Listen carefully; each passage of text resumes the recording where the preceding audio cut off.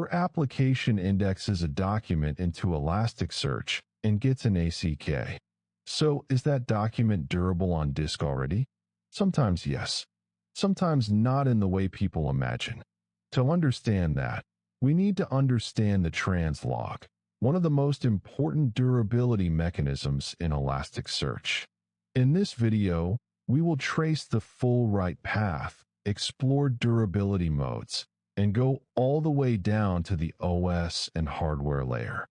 Each Elasticsearch shard is backed by a Lucene index. Lucene can make data durable with a commit, but doing a full durable commit for every single write would be painfully expensive. Think of it like filing every note into a locked cabinet immediately after writing it.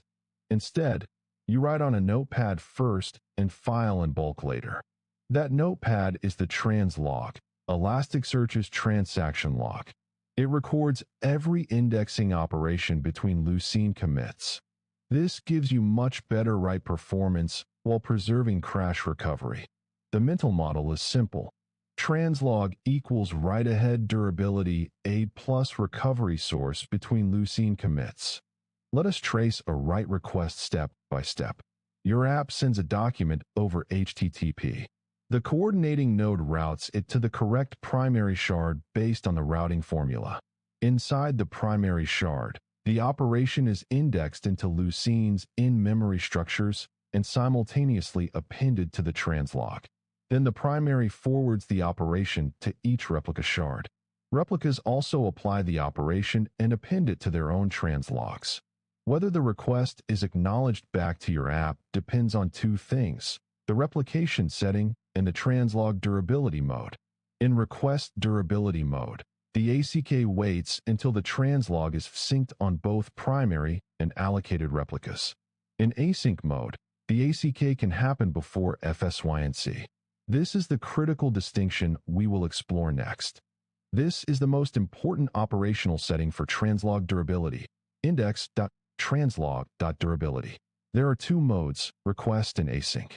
In request mode, Elasticsearch fsyncs and commits the translog on the primary and every allocated replica before acknowledging the write. This is the default, and it is the safer choice. But it costs more latency because every write must wait for storage to confirm the fsync. In async mode, Elasticsearch acknowledges writes without waiting for a per-request fsync. Instead, the translog is synced periodically based on the sync_interval setting, by default, every 5 seconds. This improves write throughput and latency in some workloads. But here is the trade-off. If the node crashes between syncs, recently acknowledged operations that were not yet synced may be lost. Imagine sync_interval is 5 seconds, and power fails at 4.7 seconds. Those last 4.7 seconds of acknowledged writes could be missing after recovery. Request mode means smaller loss window, higher fsync cost. Async mode means better throughput potential, but a larger loss window on crash. Let us zoom down the stack. Your write does not teleport directly to persistent flash cells the moment your app thread returns. Data moves through layers, your application, Elasticsearch and Lucene inside the JVM, native I/O calls, kernel buffers and page cache, the file system, the block layer, and finally the storage hardware, SSD or NVMe. An fsync-like operation asks the OS to flush buffered file data and metadata to stable storage. That is why it can be expensive and latency sensitive. Actual durability semantics depend on the file system, mount options, controller cache behavior, and the entire storage stack. Quick distinction, because people confuse these constantly. Refresh makes documents searchable. It opens a new Lucene searcher. Refresh is not a durability guarantee. Flush reduces the translog replay burden by persisting data into Lucene and rolling the translog generation. It is durability housekeeping. Lucene commit is the underlying durable checkpoint concept. Translog durability is about crash recovery safety between these commits. Do not confuse visibility with durability. Refresh gives you one, the translog and flush give you the other. What happens after a crash or unexpected restart? Elasticsearch opens the shard's Lucene index from its last commit point. Then it replays all operations from the translog that were recorded after that commit point. Think of it like recovering a restaurant's orders after a power outage. You go back to the last archived batch and replay every ticket written since then. This is why a large translog can significantly increase recovery time. If the shard has been running a long time without a flush, translog replay can take minutes or more. It improves write performance during normal operation, but recovery cost becomes visible after failures. Is translog durability CPU heavy, RAM heavy, or disk heavy? Mostly, it becomes storage latency sensitive, especially with request durability mode. But the full answer depends on the workload. CPU is consumed by parsing, analysis, compression, indexing, and replication coordination. RAM includes JVM heap for data structures plus OS page cache for file I/O. Disk and IOPS are where translog append operations, fsync latency, segment writes, and merge operations compete for throughput. With request durability on slower spinning disks, write latency gets dramatically worse. Frequent fsyncs reduce write throughput and inflate tail latency. P95 and P99 suffer. Network adds replication traffic cost, especially across availability zones. On fast NVMe, request durability becomes practical even at high throughput.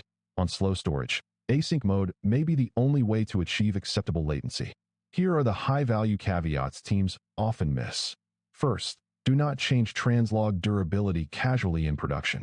Use async only when the business can tolerate losing recent acknowledged writes during a crash.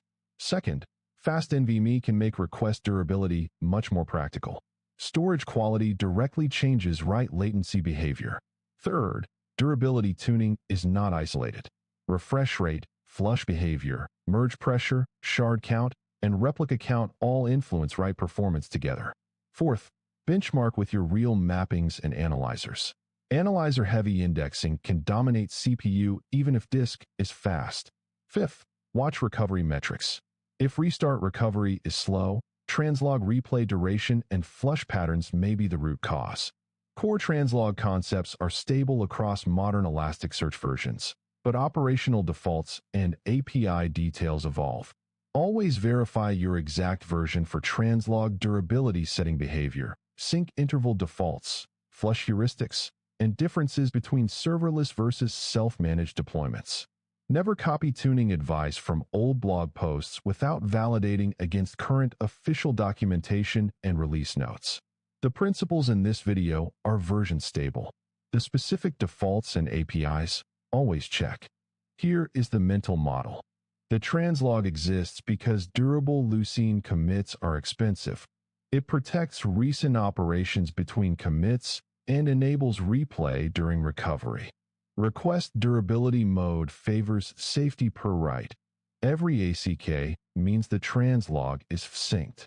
Async durability favors throughput, but increases the crash loss window. The real performance story lives across CPU, RAM, page cache, and especially storage latency. Tune durability only after you define the business loss tolerance and measure your storage latency.